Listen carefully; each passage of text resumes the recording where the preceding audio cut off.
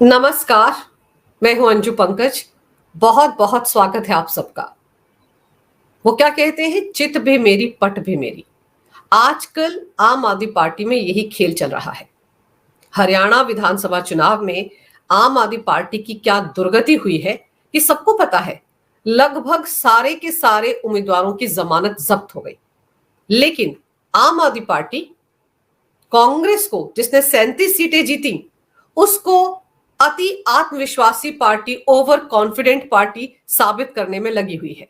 8 अक्टूबर की अगर बात करें, जिस दिन नतीजे आ रहे थे जम्मू कश्मीर और हरियाणा विधानसभा चुनाव के, जैसे ही 12 साढ़े 12 बजे के आसपास तस्वीर पूरी तरह से बदल गई, दिखने लगा कि बीजेपी ने वहां पर बाजी मार ली है।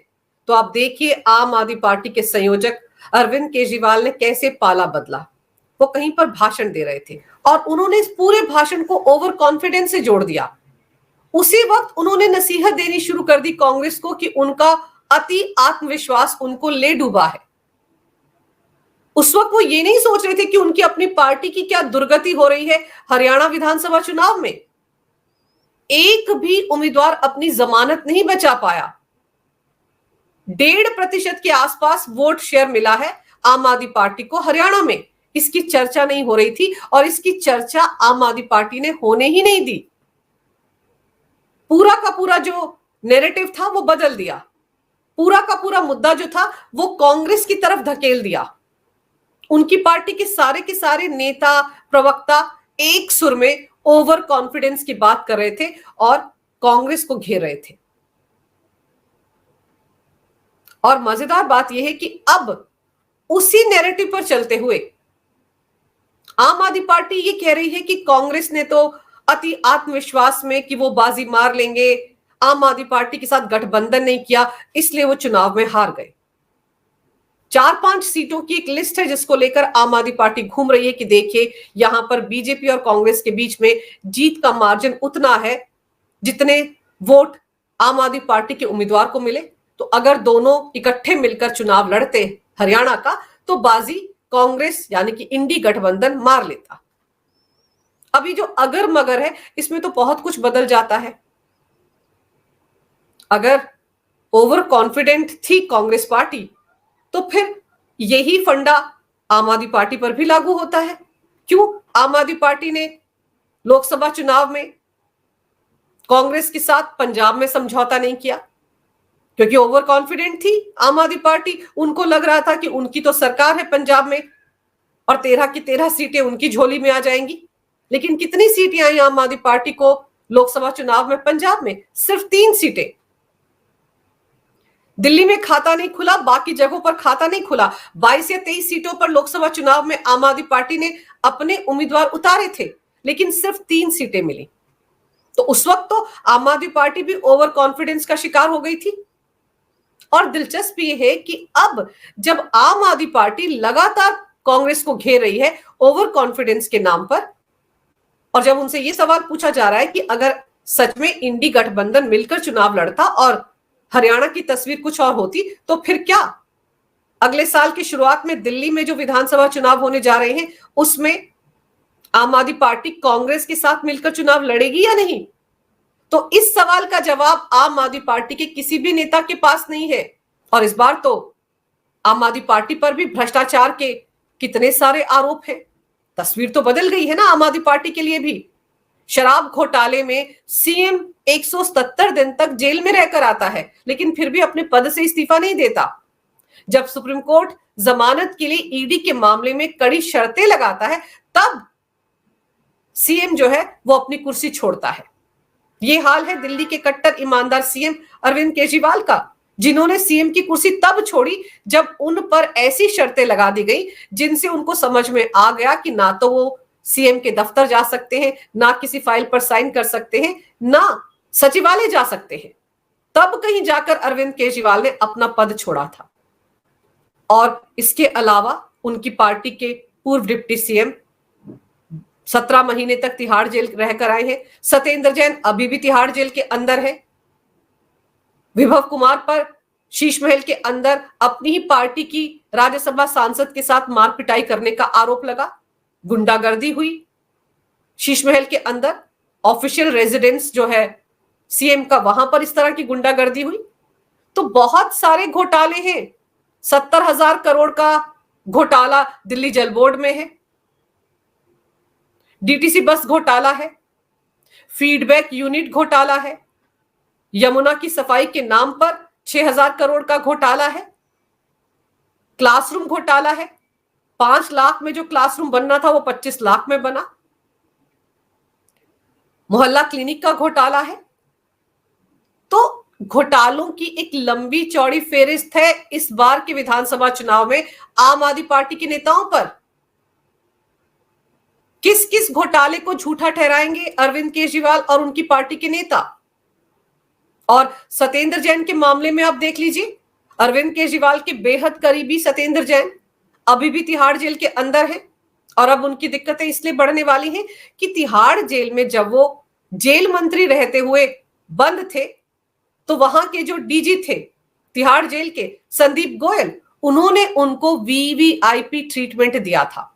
और उस मामले में गृह मंत्रालय ने विभागीय जांच शुरू कर दी है निलंबित पूर्व डीजी संदीप गोयल के खिलाफ। गृह विभाग इस बात की जांच पड़ताल कर रहा है कि संदीप गोयल ने सत्येंद्र जैन को तिहाड़ जेल में किस किस तरह की सुविधाएं दी। ईडी द्वारा दिए गए वीडियो फुटेज से पता चलता है कि संदीप गोयल ने 6 अक्टूबर 2022 को अपने सेल में सत्येंद्र जैन से लगभग 50 मिनट तक बात की थी। और टाइम भी मेंशन है, 6:39 से 7:29 तक सत्येंद्र जैन के सेल में जाकर तिहाड़ जेल के उस वक्त के डीजी संदीप गोयल उनसे 50 मिनट तक बात कर रहे थे। सवाल ये उठता है कि क्या बातचीत हो रही थी भाई। सत्येंद्र जैन मनी लॉन्ड्रिंग के आरोप में तिहाड़ जेल में बंद थे, लेकिन वो दिल्ली सरकार में मंत्री थे। अरविंद केजरीवाल ने उनसे इस्तीफा नहीं लिया था। वो जेल मंत्री थे, स्वास्थ्य मंत्री थे, 6-6, 7-7 विभाग उनके पास थे, मंत्रालय उनसे ले लिए गए थे, लेकिन मंत्री वो बने हुए थे।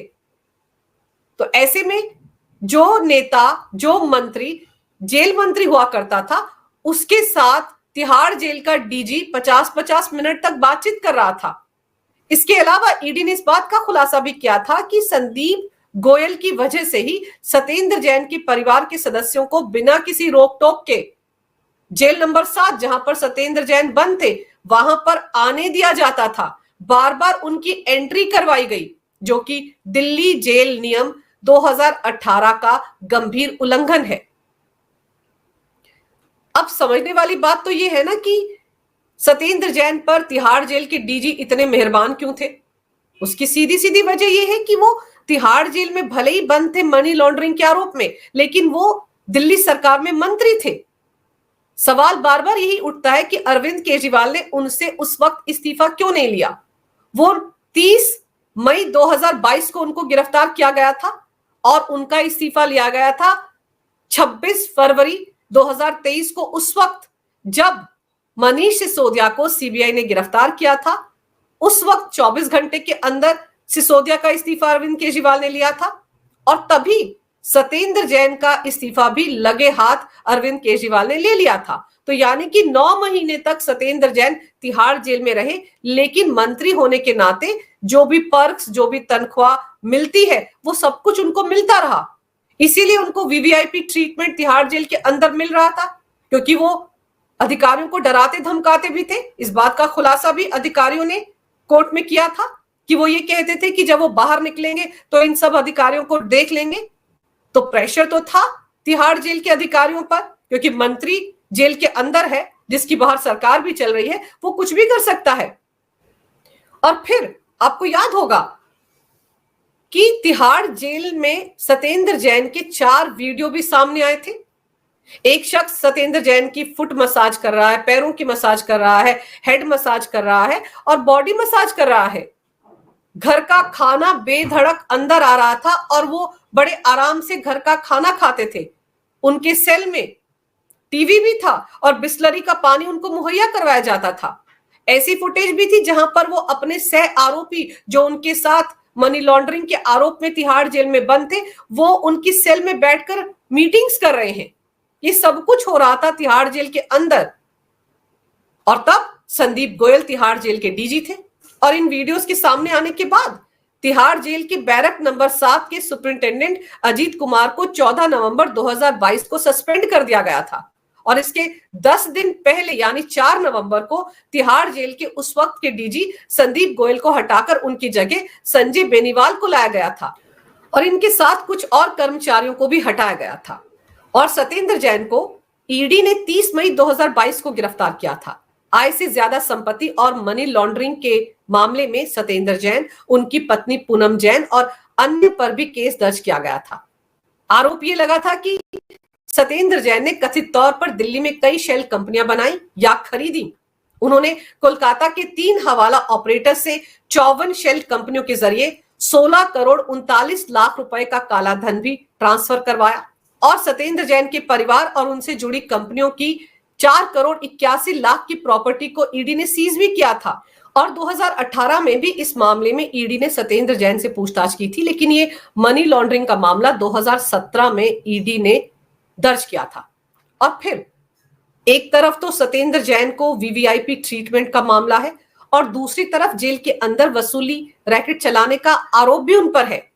जब वीवीआईपी ट्रीटमेंट का आरोप लगा था संदीप गोयल पर, तो उसके बाद 1 महीने के लिए संदीप गोयल को डीजी के पद पर हटाकर दिल्ली में पुलिस हेडक्वार्टर में रिपोर्ट करने के लिए कहा गया था। लेकिन दिक्कतें तब और बढ़ गई थी जब जेल में बंद ठग सुकेश चंद्रशेखर ने 1 नवंबर 2022 को दिल्ली के लेफ्टिनेंट गवर्नर वीके सक्सेना को चिट्ठी लिखकर दिल्ली सरकार के मंत्री सत्येंद्र जैन को लेकर बड़ा खुलासा किया था।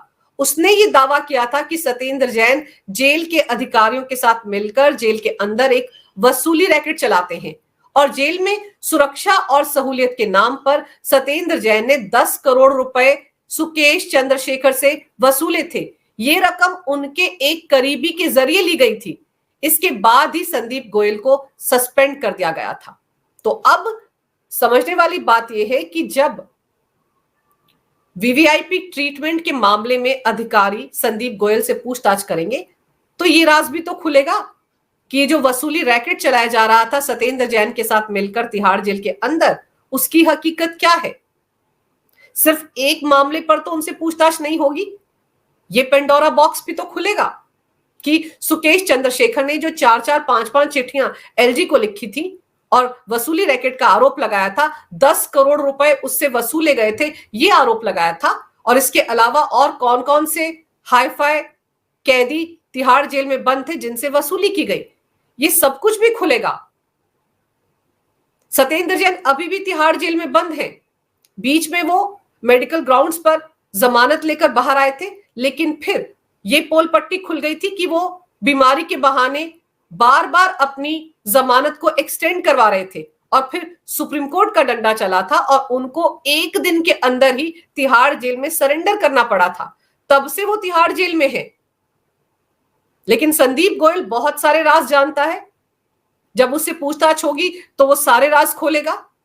और सत्येंद्र जैन अरविंद केजरीवाल के बेहद करीबी रहे हैं। इंडिया अगेंस्ट करप्शन में भी वो अरविंद केजरीवाल के साथ थे। कहा यह जाता है कि पार्टी में फंड कहां से लाना है इसकी सारी व्यवस्था सत्येंद्र जैन करते थे, बल्कि ब्लैक मनी को व्हाइट में भी कन्वर्ट करते थे। तो अगर वसूली रैकेट तिहाड़ जेल के अंदर चल रहा था, मंडोली जेल के अंदर चल रहा था, जिस तरह के आरोप सुकेश चंद्रशेखर लगा रहा है, तो फिर तो क्या यह माना जाए कि अरविंद केजरीवाल को इस वसूली रैकेट के बारे में कोई जानकारी नहीं थी? क्योंकि सुकेश चंद्रशेखर ने तो कई सारे आरोप लगाए हैं अरविंद केजरीवाल पर भी। वो तो ये भी कहता है कि उससे 50 करोड़ रुपए भी वसूले थे आम आदमी पार्टी ने, ये कहकर कि वो उसे साउथ में एक बड़ा नेता बना देंगे आम आदमी पार्टी का, उसको राज्यसभा भेज देंगे। और उससे ये भी कहा गया था कि वो साउथ से कम 450-500 करोड़ का फंड लेकर आए आम आदमी पार्टी के लिए। वो ये भी दावा करता है कि शीश महल के अंदर जो फर्नीचर है वो उसने ही उसके लिए पैसे दिए हैं। वो ये कहता है कि चांदी का एक डिनर सेट उसने चेन्नई से मंगवाकर अरविंद केजरीवाल को तोहफे में दिया था। तो अब जब संदीप गोयल से पूछताछ होगी तो बहुत सारे राज खुलेंगे और संदीप गोयल पर जैसे जैसे गृह मंत्रालय का शिकंजा कसेगा, वैसे वैसे वो भी रट्टू तोते की तरह बताएंगे कि किसके इशारे पर वो वीवीआईपी ट्रीटमेंट दे रहे थे सत्येंद्र जैन को, कौन उनको डरा धमका रहा था, किसका प्रेशर था, और वसूली रैकेट कैसे ऑपरेट करता है तिहाड़ जेल में, इसकी पोल पट्टी भी खुलेगी। और ये सब कुछ उस वक्त हो रहा है जब दिल्ली में करीब करीब 5-6 महीने के बाद विधानसभा चुनाव होने हैं। आम आदमी पार्टी पर वैसे ही 1 दर्जन से ज्यादा घोटालों के आरोप हैं। शराब घोटाले में सीएम से लेकर डिप्टी सीएम से लेकर तमाम नेता तिहाड़ जेल के चक्कर काट कर आ गए हैं। जमानत पर सबके सब रिहा हैं। उस मामले में राउज एवेन्यू कोर्ट में कभी भी ट्रायल शुरू हो सकता है। तो जब घोटालों की इतनी लंबी चौड़ी लिस्ट आम आदमी पार्टी के खिलाफ है, तो उसमें वीवीआईपी ट्रीटमेंट के साथ साथ जेल में वसूली रैकेट चलाने का मामला भी सामने आ गया है। तो आने वाला वक्त सत्येंद्र जैन के लिए भी बहुत दिक्कतें लाने वाला है और अरविंद केजरीवाल के लिए भी। सत्येंद्र जैन की तो जमानत के जो आसार बन रहे हैं सुप्रीम कोर्ट में, वो भी खटाई में पड़ सकते हैं। और फिर वो अरविंद केजरीवाल जो ये दावा करते थे कि जैसे ही उनकी सरकार आएगी दिल्ली में, वैसे ही जेलों से वीवीआईपी कल्चर को वो हटा देंगे, उनके वो दावे तो धरे के धरे रह गए। उनका तो अपना मंत्री वीवीआईपी ट्रीटमेंट ले रहा था जेल के अंदर रहकर। और फिर जिस नैतिकता की बात अरविंद केजरीवाल करते थे, तब वो नैतिकता कहां थी जब 9 महीने तक सत्येंद्र जैन बिना पोर्टफोलियो के मंत्री रहकर भी तिहाड़ जेल में बंद थे। अरविंद केजरीवाल ने तो अपने मामले में भी नैतिकता को ताक पर रख दिया था। 177 दिन तक तिहाड़ जेल में थे, लेकिन सीएम की कुर्सी नहीं छोड़ी थी। बाद में तो मजबूरी में सीएम की कुर्सी छोड़नी पड़ गई। लेकिन ये जितने भी खुलासे होने जा रहे हैं, इन सब का सीधा सीधा असर दिल्ली में होने वाले विधानसभा चुनाव पर पड़ेगा। इसीलिए आम आदमी पार्टी में खलबली मची हुई है कि संदीप गोयल के खिलाफ अगर विभागीय जांच शुरू हो रही है, तो उसकी आंच सत्येंद्र जैन तक तो आएगी आएगी, सिसोदिया तक भी आएगी, और फिर अरविंद केजरीवाल तक भी उसकी आंच पहुंचेगी। क्योंकि अरविंद केजरीवाल की जानकारी के बिना जेल के अंदर इतना बड़ा वसूली रैकेट सत्येंद्र जैन चला रहे हो, ऐसा हो नहीं सकता है। तो अब देखना दिलचस्प होगा कि संदीप गोयल विभागीय जांच के दौरान अधिकारियों के सामने किस किस की पोल पट्टी खोलते हैं। अगर आपको ये वीडियो अच्छा लगे तो कृपया इसे लाइक करें, शेयर करें। अगर आप पहली बार मेरे चैनल पर आए हैं तो कृपया मेरे चैनल को सब्सक्राइब करना ना भूलें। मेरे चैनल को अपना पूरा समर्थन दें। ये वीडियो देखने के लिए बहुत बहुत धन्यवाद। नमस्कार। भारत माता की जय हो। वंदे मातरम और जय श्री राम।